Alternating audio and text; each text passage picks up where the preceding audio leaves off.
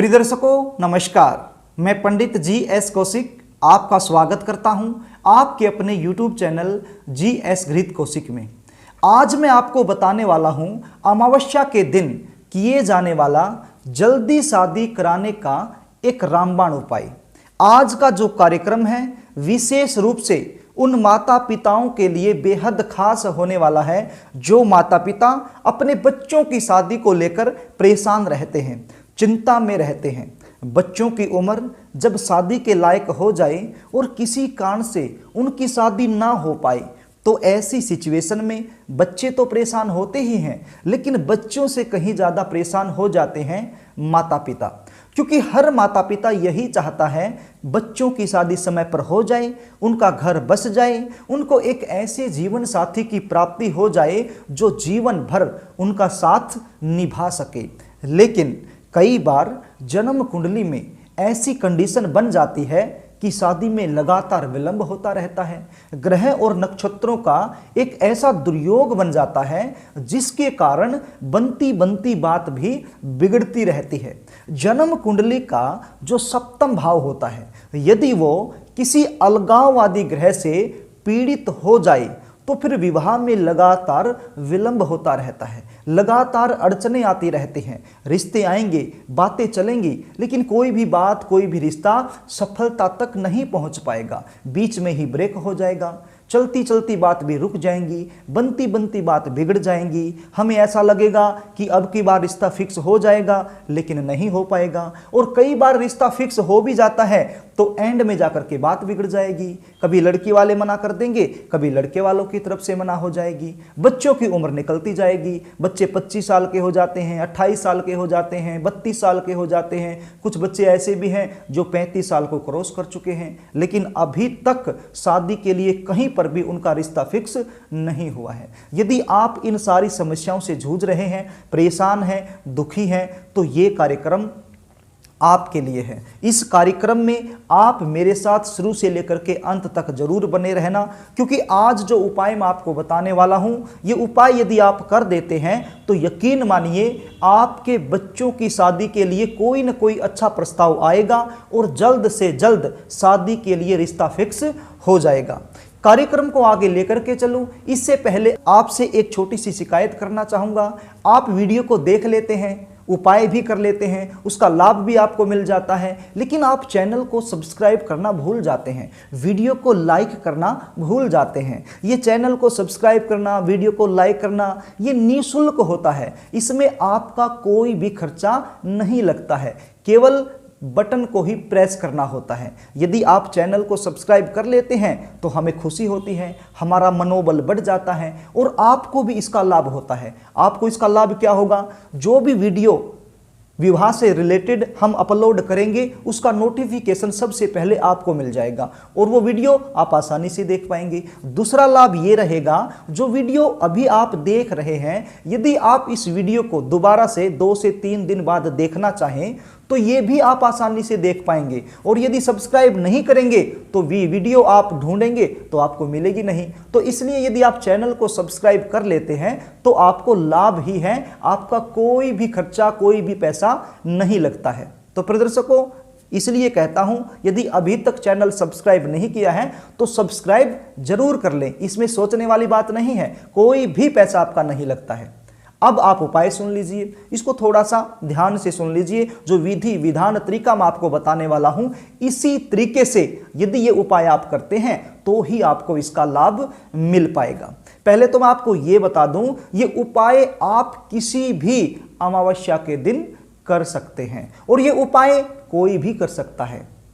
यदि बच्चे ये उपाय खुद करना चाहें तो खुद भी कर सकते हैं, और यदि खुद ना करना चाहें तो फिर माता पिता ये उपाय अपने बच्चों की जल्दी शादी के लिए कर सकते हैं। करना क्या होगा? अमावस्या के दिन सुबह जल्दी उठना होगा। सुबह उठ करके स्नान आदि से निवृत्त होकर के सबसे पहले एक तांबे का लोटा आपने लेना है, उसमें शुद्ध जल भरना है, थोड़ा सा उसमें गंगा जल भी आपने मिला लेना है और एक चुटकी काले तिल उसमें आपने मिला लेने हैं और सूर्य भगवान को अर्घ देना है, अपने पूर्वजों का ध्यान करते हुए, अपने पितरों का ध्यान करते हुए। यदि आपके पास गंगा जल नहीं है तो भी चिंता करने की आवश्यकता नहीं है। आप केवल शुद्ध जल लोटे में भर लीजिए और काले तिल की एक चुटकी उसमें डाल लीजिए और सूर्य भगवान को आप अर्घ दे दीजिए अपने पितृ देवताओं का ध्यान करते हुए। उसके बाद आपके पास एक गोला होना चाहिए। गोला आप समझते हैं, आप स्क्रीन पर देख लीजिए, ये होते हैं गोले, जो नारियल के अंदर से जो गिरी होती है वो निकलती है, उसी को हम गोला बोलते हैं। तो आप एक गोला ले लीजिए और इस गोले को आप ऊपर से काट लीजिए चाकू की सहायता से।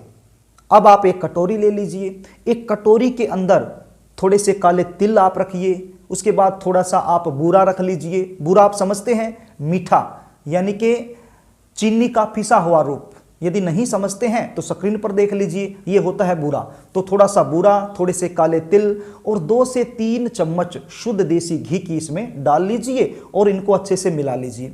मिला करके इनको आप इस गोले के अंदर भर लीजिए। गोले के अंदर भरने के बाद इस गोले को दोबारा से ढक दीजिए और कलावे की सहायता से इसको ऊपर से बांध दीजिए, ताकि जो आपने ऊपर से काटा था वो इधर उधर ना भाग सके, दोबारा से वो उसके ऊपर ढका रहे। तो इसलिए कलावे की सहायता से, कलावा तो आप समझते ही होंगे, जो रक्षा सूत्र के रूप में हाथ को बांधा जाता है, कलावा, तो कलावे की धागा से उसको आप बांध दीजिए। अब इस गोले को आप अपने मंदिर में रख लीजिए। मंदिर में रखने के बाद सबसे पहले गणपति जी का ध्यान कीजिए, उसके बाद अपने पूर्वजों का ध्यान कीजिए, अपने पितरों का ध्यान कीजिए और एक मंत्र का जाप कीजिए केवल 21 बार। मंत्र कौन सा रहेगा आप स्क्रीन पर देख लीजिए, इसका उच्चारण भी मैं कर देता हूं। ओम सर्वेभ्यो पितरेभ्यो नमः। क्या रहेगा? ओम सर्वेभ्यो पितरेभ्यो नमः। इस मंत्र का जाप केवल 21 बार आप कर दीजिए। मंत्र का जाप करने के बाद अपने पूर्वजों से प्रार्थना कीजिए, अपने पितरों से प्रार्थना कीजिए, अपने इष्ट देव से प्रार्थना कीजिए, अपनी मनोकामना का चिंतन कीजिए, अपने बेटे का नाम और उसके गोत्र का आप उच्चारण कीजिए और आप ये उपाय किस लिए करने जा रहे हैं उसका भी आप मन ही मन चिंतन कीजिए। ये सब करने के बाद ये गोला आपने अपने बच्चे के सिर के ऊपर से 7 बार क्लॉकवाइज घुमाना है। जिस भी लड़के और लड़की की शादी में विलंब चल रहा है, जिसके लिए ये उपाय आप कर रहे हैं, तो उसके सिर के ऊपर से क्लॉकवाइज 7 बार इसको घुमाना है और घुमाने के बाद आपने बाहर चले जाना है और इसको वहां दबा देना है जहां छोटी छोटी चींटियां रहती हैं। छोटी छोटी चींटियां या फिर बड़ी चींटियां भी होती हैं, काले रंग की भी होती हैं, भूरे रंग की भी होती हैं। तो ये आपको आसानी से मिल जाएंगी। कहीं पर भी आप खुले स्थान में चले जाइए या फिर किसी पेड़ के नीचे ये आपको मिल जाएंगी। तो उनके रास्ते में, जमीन में इस गोले को आप इस प्रकार से दबा दीजिए कि जो भाग आपने काटा था वो भाग ऊपर दिखता रहे। बिल्कुल जमीन में नहीं दबाना है, बस इतना जमीन में दबा दीजिए कि थोड़ा सा ऊपर वाला भाग ऊपर दिखता रहे, ताकि जो चींटियां हैं वो इस गोले को खा सके और इस गोले में जो सामग्री हमने डाली है उसको भी खा सकें। तो इस प्रकार से आपने इसको जमीन में दबा देना है। प्रिय दर्शकों, अब आपके दिमाग में एक बात जरूर आ रही होगी कि हमारे बच्चे तो घर में रहते ही नहीं हैं, घर से बाहर रहते हैं, तो ये उपाय हम कैसे करें? तो ऐसी सिचुएशन में आप ये उपाय मानसिक रूप से भी कर सकते हैं। वो कैसे? आप जमीन पर बैठ जाइए और मन ही मन में ये ध्यान कीजिए कि आपका बच्चा बिल्कुल आपके सामने बैठा है। आंखें बंद करके ध्यान लगाइए, अपने बच्चे को ऐसा महसूस कीजिए कि आपके सामने ही बैठा हुआ है और उसके सिर के ऊपर से आप ये गोला 7 बार घुमा रहे हैं। यदि आप ऐसा नहीं कर सकते हैं तो बच्चों का घर में फोटो होगा, उस फोटो के ऊपर से भी घुमा करके ये उपाय आप कर सकते हैं। तो प्रिय दर्शकों, कहा जाता है कि ये गोला जो आपने चींटियों के पास दबाया है, जब तक चींटियां इस गोले को खाएंगी उससे पहले पहले आपकी मनोकामना पूर्ण हो जाएगी। अर्थात आपके बच्चों की शादी के लिए कोई न कोई अच्छा प्रस्ताव आएगा और रिश्ता फिक्स हो जाएगा। तो मेरे प्यारे दर्शकों, बड़ा ही आसान उपाय है। आशा करता हूं कि आपको समझ में आ गया होगा और ये उपाय आप अपने बच्चों की जल्दी शादी के लिए जरूर करेंगे। और इधर से मैं भी प्रार्थना करूंगा कि ये उपाय करने से आपके बच्चों की शादी जल्द से जल्द हो जाए।